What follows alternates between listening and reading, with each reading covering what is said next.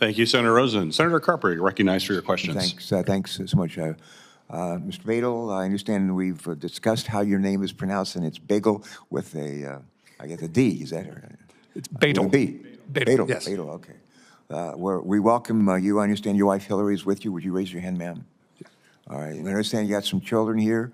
And a daughter, Ainsley, is that you? Ainsley? Raise your hand, Ainsley. Go ahead. All right. And Ainsley, do you have a brother? What's his name? All right. Max, to the max. And Ainsley, do you have any grandparents here?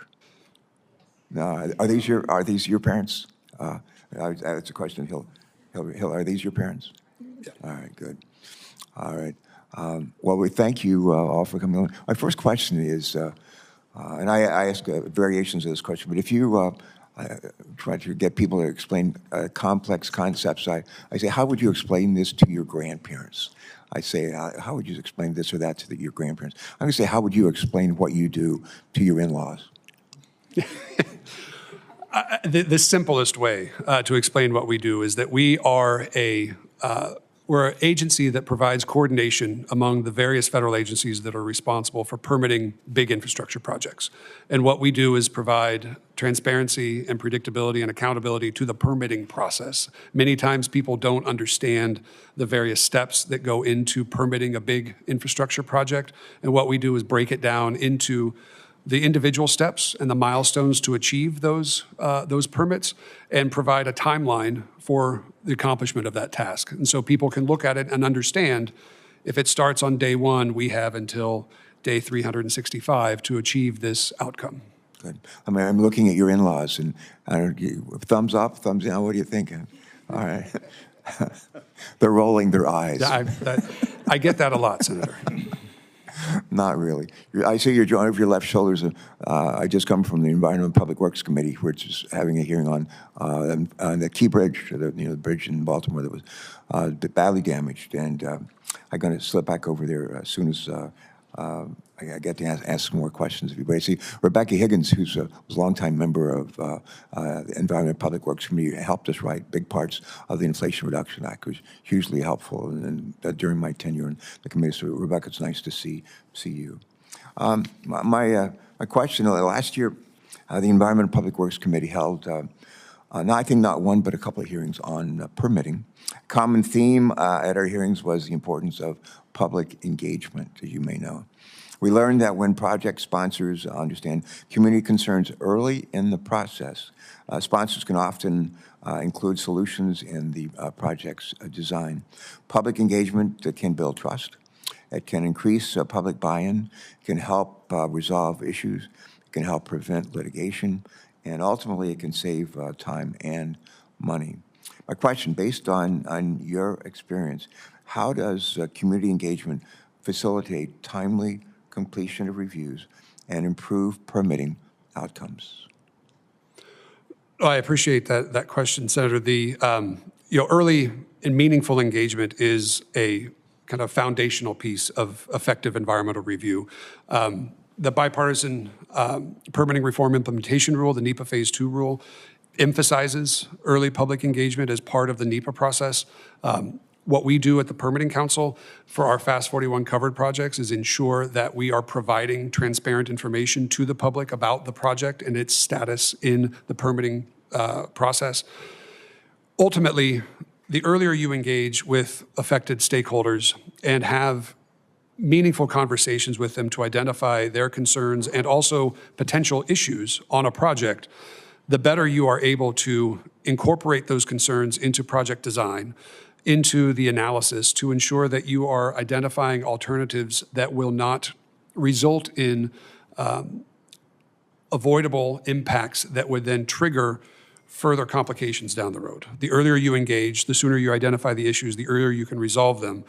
What often happens without early engagement and meaningful public involvement is that issues will emerge later in the process that you could have identified sooner that will have a much more material effect on the permitting timeline. If you can identify early and resolve them early, you can have much more predictability. And at the end of the day, project sponsors are willing to account for a slightly longer timeline if they know that it's going to be longer. The unpredictability of unexpected delays is what can really cause problems. I'm reminded of a hearing that we held before the Environment Public Works Committee. I think it was late last year, maybe late last year. And the issue of what can we do to ensure better outcomes in projects. And we had a wide range of witnesses. There's different views. You wouldn't expect them to agree on something like this. And they all came back in their testimony and said, we're better off when we hear community concerns at the beginning of the process rather than at the end. Let me ask a second question. With respect to the Inflation Reduction Act funds, as you mentioned in your testimony, the Inflation Reduction Act included some $350 million, with an M, million, dollars to the Environmental Review Improvement Fund, which we created, as you'll recall, in the FAST 41 Act. Oftentimes, when federal agencies have adequate resources, permitting is more efficient. And my question is now, how has the $350 million from the Inflation Reduction Act for the Environmental Review Improvement Fund, how has that helped the Permitting Council support other federal agencies, states, and tribes in improving permitting reviews? And if you could, give us a couple of examples, please. Absolutely. So we have provided $165 million to federal agencies to increase capacity at those agencies, whether that be hiring FTEs at the agency, contract support, or other tools, templates that they can develop to improve the efficiency and timeliness of the environmental review permitting process. We've also invested $30 million in IT solutions at the agencies to help them modernize, I should say, their IT infrastructure to bring it into the 21st century in many cases. There is, an example that I like to cite is that the Coast Guard used to use a Microsoft Word document for their bridge permit application. And with the investments that we've made at the Coast Guard, they're actually making an online portal for the bridge application, which will make it much more efficient for review and intake of those permitting actions. We've also provided funds to tribes who are engaged in the environmental review and permitting for FAST 41 covered projects through our Tribal Assistance Program. All right. And Mr. Chairman, if I can I do a follow-up question? Please. How is the Permitting Council using the environmental review improvement funds to promote early and meaningful community engagement? So our tools that we are investing in at the agencies and the resources that we are investing in will enable the agencies to do more meaningful outreach. It will make the process more transparent for project applicants and the public. We are also obviously using our dashboard to provide vital information to the public on the status of the projects. Also, I mentioned the Tribal Assistance Program. That is all about engagement with tribes who are engaged in the FAST 41 program. Okay, good, thanks. I have a bunch of other questions I have, and I'll submit those for the record. I need to get back to my other committee. Mr. Chairman, thanks for letting me jump in here.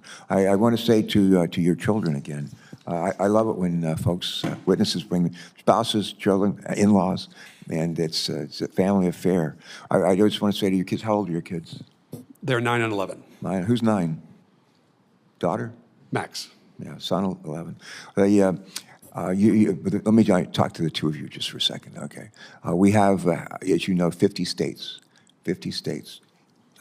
He's our chairman. He's our leader on this committee. He's from the state of Michigan. I'm from the state of Delaware. Although I'm a huge fan of the Detroit Tigers, as he knows. And we're happy about that. Oh, yeah. But we have, just for your kids, we have 50 states.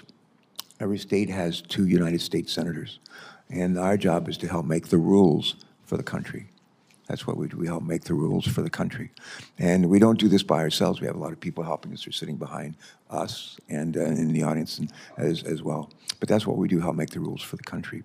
And we're delighted to have a chance to work with your dad, your husband, your son-in-law in this effort. This is important stuff. This is important stuff for our country today and going forward. Thank you, Mr. Chairman. Thank you, Senator Carper. Hopefully they'll both get extra credit for school today. This is a civics lesson that's